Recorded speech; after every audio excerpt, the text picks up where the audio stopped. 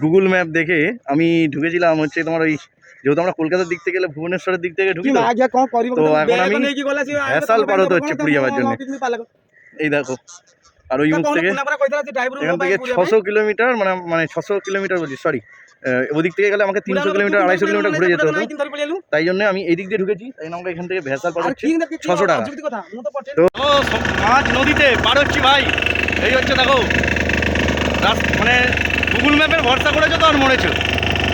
মানে অ্যাকচুয়ালি আমরা কলকাতার দিক থেকে যখন আসি, তো কলকাতার দিক থেকে গেলে পুরীটা মানে ভুবনেশ্বরে ঢুকি, আর গুগল ম্যাপ শর্টকাট রাস্তা দেখি যে এটা দিয়ে ঢুকিয়ে দিয়েছে, মানে টুয়ার্স এদিক থেকে এসে বিয়ারামপুর হয়ে আর দিক থেকে 100 কিলোমিটার মানে কম, এই সরি 200 কিলোমিটার কম, তাই নদী পার করছি।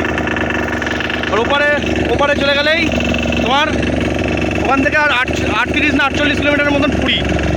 তো নদী পার হয়ে যাচ্ছি ভাই, আমার সোনাটা দেখেছো নদী পার হচ্ছে, আমার কিন্তু ভয়ও লাগছে হালকা হালকা। তো চলো নদীটা পার হয়নি, তাহলে দিক থেকে আবার গাড়ি ছুটবে।